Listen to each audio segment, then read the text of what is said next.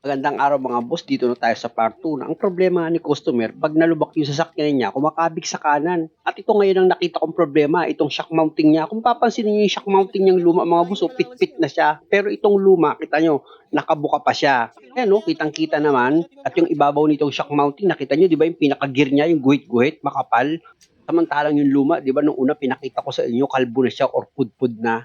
Dito naman tayo sa strut mount niya, tatanggalin ko itong strut bearing niya. Tapos pupunasan ko ng basahan itong ibabaw ng strut mount, tsaka ako papahiran ng kaunting grasa at ibabalik ko nga itong strut bearing. After nyan, pati itong coil spring niya mga boss, papahiran ko yan ng grasa bago ko yan ipatong dito sa spring seat ng shock absorber. Tapos isunod ko itong dirt boot ng shock absorber. At bago ko ipatong itong upper spring seat niya, syempre pahiran ko rin yan ng grasa mga boss. Kaya ako ginagawa yan kasi ilang beses na rin ako naka-encounter na minsan ang pinanggagalingan ng langit-ngit dito lang sa coil spring. Kaya kung makikita nyo, pinapahiran ko yan ng grasa. Minsan nga yung mga langit-ngit na ganyan, ang laki ng sinisingil sa inyo eh. Na kung tutuusin, alam na nila yung problema, dyan lang galing, patay, napag-asos lang kayo. Ilagay ko na nga itong shock mounting. Alam nyo naman si Kuya Mando at saka si Kuya Rugas, lagi naka-tune in sa akin yan eh. Kaya pag may nag-comment dyan ng ampalaya, nako, sila na yon, nasaktan. Ilagay ko na nga itong nut dito sa shock mounting, tapos higpitan ko na yan. Pero alali lang muna pala yung higpit ko. Itayo ko nga itong shock absorber, tapos yung camera medyo itayo ko rin para makita nyo. Siyempre, dapat sipatin nyo itong coil spring kung nakaguide ba yan dito sa spring seat niya, dito sa lower at dito sa upper spring seat. Importante yun mga boss, na dapat itong coil spring nyo nakalagay ng tama yan dito sa spring seat niya. Nakatama yan sa stopper. At kung sa palagay mo okay na, o pwede mo na ngayon luwagan itong coil spring compressor. Pero sa pagluwag ng coil spring compressor mga boss, huwag niyong bibiglain. Di baling magdalawang ulit kayo sa pagluwag. Kasi pag binigla nyo, tatabingi yung coil spring nyo. Pwedeng maipit yung isang coil spring compressor, mahirapan kayo. Kaya ako naman yan nasasabi kasi nga na-experience ko na yan. Kaya mas maganda, balanse yung pagtanggal nyo ng coil spring compressor. O dahil sa okay na ito mga boss, pwede ko na ngayon ibalik itong shock absorber assembly niya sa dati niyang position. Siyempre, unahin nyo muna dito sa ibabaw. Ilagay nyo muna yung washer, tapos yung nut niyan, ipakapit nyo na dito sa thread ng rod, ng shock absorber nyo. At itong lumang washer mga boss, kasama rin yan sa pinalitan ko. Kasi nga dumudulas na, pudpud na yung goma niya. At dahil sa naipakapit ko na yung nut dito sa shock mounting, o dito naman ako ngayon sa ilalim ulit, i-connect ko na itong steering knuckle dito sa shock absorber. Tapos yung dalawang bolt and nut dito sa shock absorber, kung makikita nyo, inilagay ko na itong bolt na isa, at ito naman yung pangalawang bolt dito sa shock absorber. Tapos yung dalawang nut niyan, number 19 mga boss, ipinakapit ko na rin yan dito sa thread ng bawat bolt. Tsaka ako ngayon gagamitan niya ng socket wrench at box wrench na number 19 para i-final ko na yung higpit dito sa bolt and nut ng shock absorber. At pag okay na yung pagkakahigpit ko dyan mga boss, syempre ang isusunod kong gagawin, ito namang brake hose niya at yung ABS wire. Naka-bracket kasi yan dito sa shock absorber. After nyo may ipakapit yan dito sa shock absorber, ilagay nyo itong bolt na number 14. Tsaka nyo ngayon siya higpitan gamit itong socket wrench na number 14. O, di ba? Okay na. O, dito naman tayo sa kabilang side, mga boss. Siyempre, itong holder naman ng wire ng ABS nyo, ibukan nyo lang yan. Tsaka nyo ipasok itong wire at i-clip para itong wire ng ABS nyo hindi siya lumaylay. Ayan o, di ba? Ganun lang. At dahil nga sa kinakalawang itong plate ng rotor disc mga boss, inisprayan ko muna yan ng penetrating oil, tsaka ako ngayon siya pinunasan. Oh, grabe kasi yung kalawang eh. Alam niyo naman, katatapos lang itong ma-PMS. Sa katunayan niya, itong brake pad, ang kapal pa. Siguro kapapalit lang yan. Kaya nililis ko na lang. Tapos, isprayan ko yan ng brake cleaner para kung may langis or malagkit na kumapit dito sa brake pad, mawas out siya. Ganun. Sabi nga sa akin itong nakabili ng sasakyan, bago daw nila ito nabili sa dating may-ari, katatapos lang nitong ma-PMS. Kaya shout out sa dating may-ari ng sasakyan. Biro mo, binigyan mo ako ng trabaho. Maganda kasi yung pagkaka-PMS ng dating sasakyan mo. Unang-una, may sira yung shock mounting. Na-PMS yan. Tapos yung dalawang sliding pin bolt dito sa brake caliper holder, stock up. Na-PMS yan. At syempre, yung pinaka-the best, award-winning kayo dito sa pagkaka-PMS nyo. Yung brake caliper, yung isang bolt, hindi masyadong nahigpitan. Mabuti na nga lang hindi tuluyang natanggal yung bolt dito sa brake caliper. Kung natanggal kasi yung bolt, pwedeng umangat yung brake caliper, tumama siya sa mags. Pwedeng magkaroon ng aksidente at mapagastos ang isang customer. Kaya ako naman yan sinasabi, para sa susunod, totoong PMS na yung gagawin nyo. Check upin nyo maigi. Kaya nga tinatawag nyo na PMS, di ba? Preventive Maintenance Service.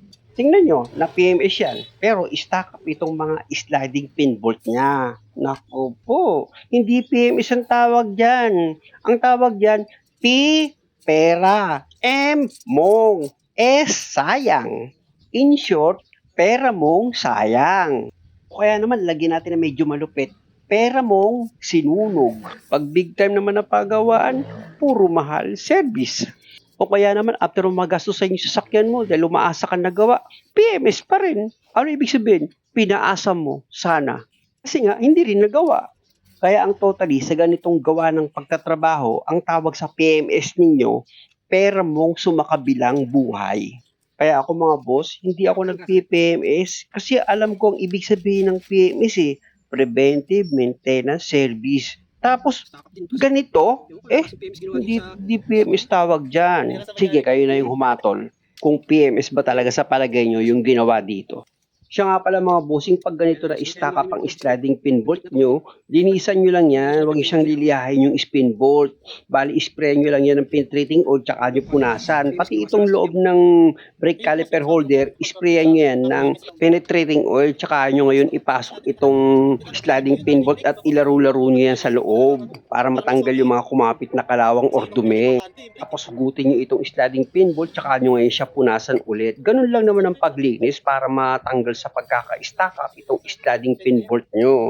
At after nyo malinis yan, pag ibinalik nyo na itong sliding pin bolt, pahiran nyo na siya ng grasa. At para masaya tayo mga boss, mag-shoutout muna ako. Unahin natin si Gerald Magpantay ng San Antonio, Quezon Province. Isunod naman natin si Rogelio Lee ng Isabela, si Arostiki Eduardo Jr. ng Bacolod City, si Kuya Lu ng Pinagsama Village, Taguig. Kasama din dyan si Ambakil Motovlog ng Ilocos Sur, Marlon Serrato ng Qatar, Pio Laruco ng San Fernando, La Union.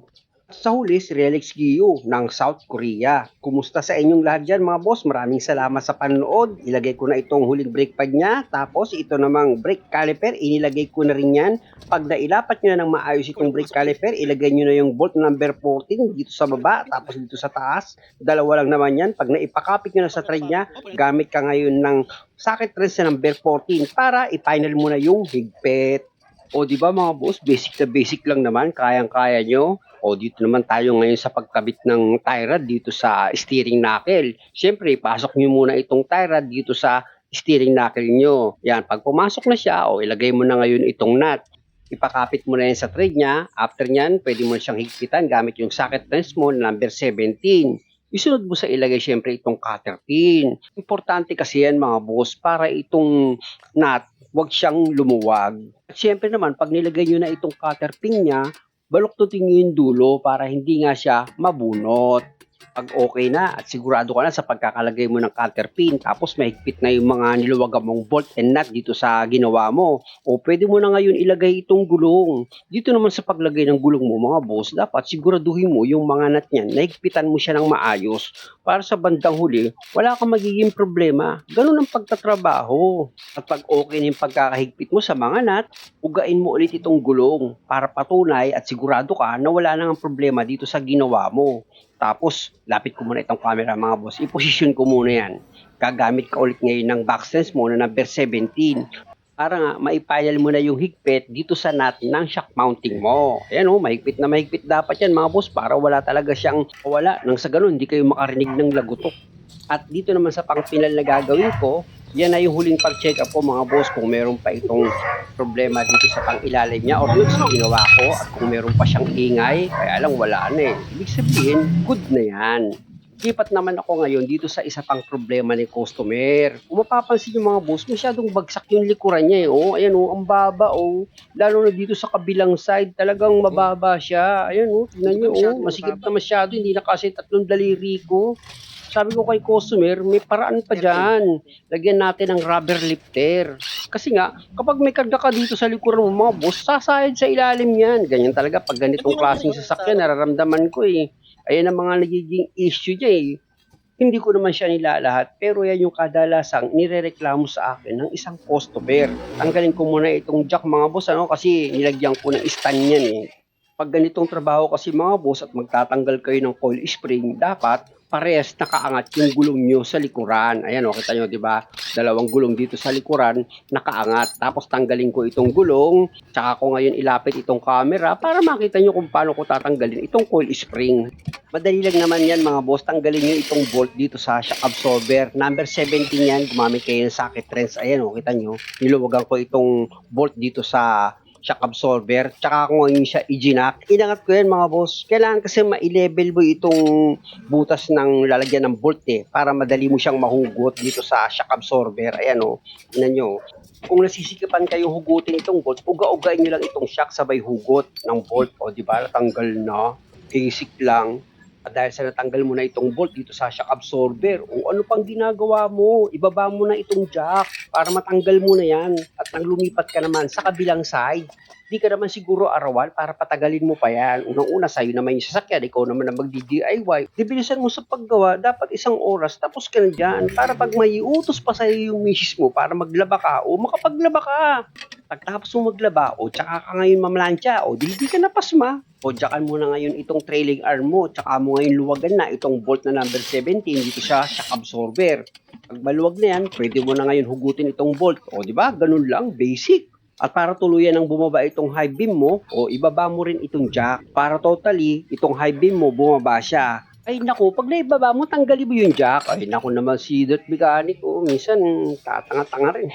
Idiin mo ngayon itong drum brake mo para bumaba yung trailing arm. Nang sa ganun, mahugot mo itong coil spring. Di ba? Ganun lang siya ka-basic. Tignan nyo yung rubber niya dito sa ilalim. Di ba? Manipis siya. Papalitan ko ngayon yan ng makapal. Ito mga boss, yung rubber lifter na pinagawa ko. Gawa yan sa gulong. Yung gulong ng truck. Kaya matibay yan eh. Ang sukat niyan, tinansya ko yan sa pako eh. Yung pako ng kahoy, ayun, number 1, yung di-uno, ayun ang sukat niya. Akin kasi mga boss, pag sumubra naman ako sa taas dito sa likuran, subang sasakyan, dapat eksakto lang. Ganun ako mag-adjust. Kaya lang dahil nga sa humaba itong coil spring dahil sa rubber lifter na ilagay ko, tinawag ko si customer, sabi ko sa kanya, tapakan niya itong drum brake. Ayan padidiinan ko ng paa niyan para nga may isalpak ko itong coil spring. Ayan diba? Ganun lang siya ka-basic Basic na basic. Kaya nga tawag sa akin, basic lang naman ang alam mo eh. Okay lang naman sa akin yun. Ang mahalaga, yung hindi nyo natotroubleshoot ko. Diba? Ganun. Tanggalin ko na ito coil spring niya.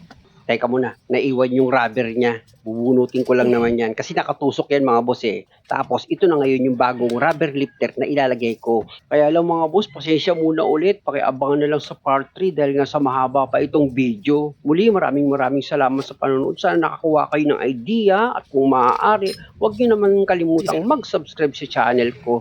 Maging okay naman kaya itong pagkakalagay ko ng rubber lifter dito sa coil spring ni customer. Matuwa naman kaya siya. Tataas kaya itong likuran ng sasakyan niya, magiging balanse kaya yan. Abangan. Salamat.